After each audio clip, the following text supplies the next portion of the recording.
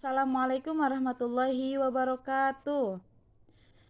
Selamat pagi semuanya. Bagaimana kabarnya? Alhamdulillah, mudah-mudahan kita semua selalu senantiasa diberikan kesehatan.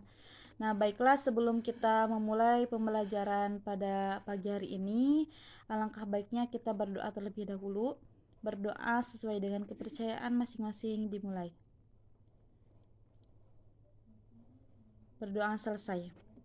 Baiklah anak-anak, sebelum Ibu lanjutkan kepada materi pembelajaran, Ibu mau mengecek dulu daftar hadir ya. Ini shift 1 semuanya hadir? Ya, alhamdulillah ya. Tidak ada yang tidak berhalangan untuk masuk eh, ke kelas Ibu ini. Kemudian sebelumnya siapkan terlebih dahulu alat tulis kalian, buku paket dan alat tulisnya, karena kita akan mulai pembelajaran. Sudah siap semuanya? Baiklah, jika sudah siap. Oke, sebelum ke materi, Ibu mau bertanya terlebih dahulu materi minggu lalu yang telah Ibu sampaikan. Nah, apa itu pengertian dari revolusi? Coba siapa yang bisa menjawab? Ya, betul sekali. Jawabannya betul. Ya. Kemudian, kemarin kan kita belajar tentang revolusi Perancis ya. Oke, siapakah raja keberapakah yang digulingkan oleh rakyat pada masa revolusi Prancis? Ya, betul. Jawabannya benar ya. Baiklah, sekarang di sini kalian lihat semuanya eh, PowerPoint yang ada di sini ya. Coba. Di sini Ibu mempunyai sebuah peta. Di sana ada peta apa? Peta dunia ya. Pada kali ini kita akan belajar tentang revolusi Cina.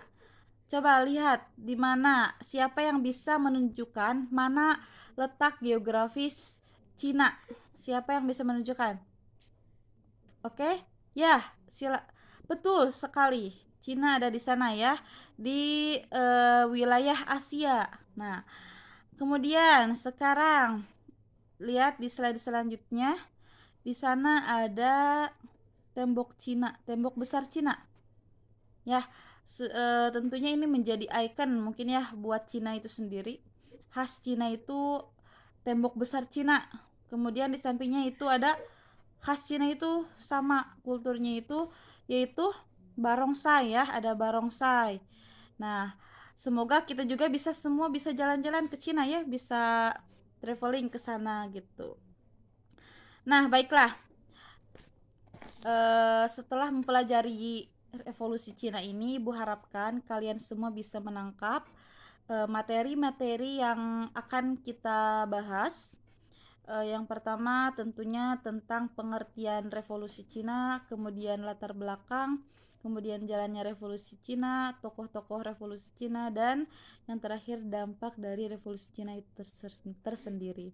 Nah, Ibu harapkan kalian semua bisa menangkap materi ini, gitu ya. Jadi, Ibu akan buat kelompok di sini, kelompok pembelajaran untuk diskusi. Nah, sebelum itu Ibu akan menerangkan terlebih dahulu apa itu yang melatar belakangi terjadinya revolusi Cina. Oke, simak baik-baik ya. Pada akhir abad ke-19 Masehi, paham-paham nasionalisme dan demokrasi mulai masuk di kawasan Asia. Nah, hal tersebut menimbulkan beberapa pergolakan sosial dan politik di negara-negara Asia, termasuk salah satunya di Cina. Sehingga terjadilah di Cina itu sebuah gerakan revolusi, seperti halnya di Amerika dan Perancis. Nah, revolusi Cina merupakan sebuah gerakan revolusioner yang ingin menggulingkan kekuasaan dinasti atau kekaisaran menuju pemerintahan yang lebih moderat dan demokratis yang berdasarkan kerakyatan. Nah, pada dasarnya revolusi itu sifatnya sama yang terjadi baik itu di Amerika, Perancis, Rusia, bahkan yang terjadi di Cina. Nah, pada saat itu di Cina keinginan untuk menggantikan kekuasaan atau pemerintahan negara yang bersifat monarki absolut diktator menjadi pemerintahan yang lebih modern berdasarkan sistem demokrasi kerakyatan. Walaupun cara-cara yang digunakan itu ada yang menggunakan cara diplomasi, tapi tidak sedikit juga yang menggunakan dengan cara yang radikal ya. Karena memang sifatnya revolusi ini bersifat radikal gitu.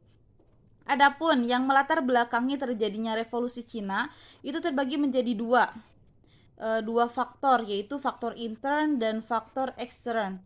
Faktor intern atau faktor yang berasal dari dalam itu yang pertama disebabkan karena sistem pemerintahan yang diterapkan oleh kaisar pada waktu itu yang sifatnya konservatif, di mana pada masa ini wilayah Cina dikuasai oleh dinasti Qing atau Manchu yang merupakan dinasti ini merupakan dinasti pendatang yang berasal dari luar wilayah Cina. Nah, yaitu yang berasal dari daerah utara.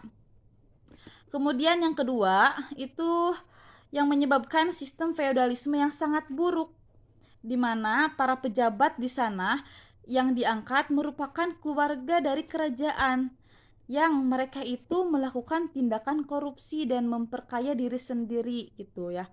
Sehingga memperhatikan kondisi dan tidak memperhatikan kondisi dan keadaan rakyat yang dipimpinnya. Akibatnya terjadi kesenjangan sosial yang menyebabkan rakyat itu benci terhadap pemerintah yang ada. Kemudian yang ketiga, lemahnya perekonomian serta ketertinggalan dari negara-negara lain yang ada di sekitarnya. Misalnya, Jepang dan negara-negara barat lainnya menyebabkan Cina pada waktu itu mengalami krisis kepercayaan selain daripada krisis ekonomi.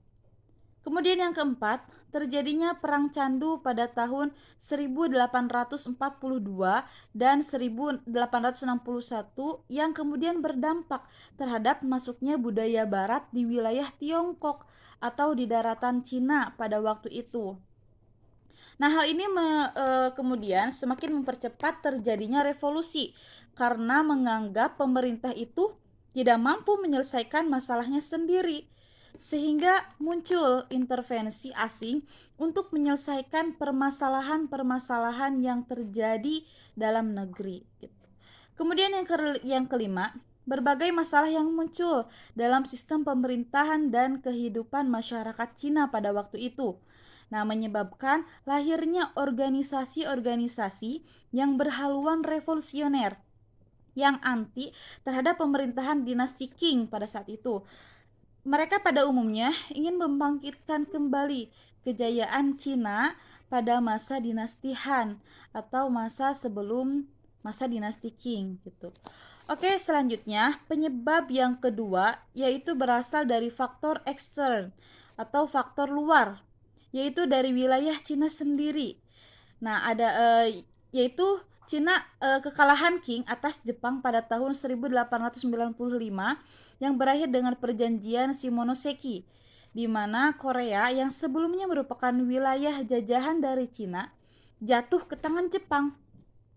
Kekalahan ini menunjukkan bahwasannya pemerintahan Qing pada waktu itu sebenarnya itu sudah rapuh gitu dan tidak berdaya gitu ya.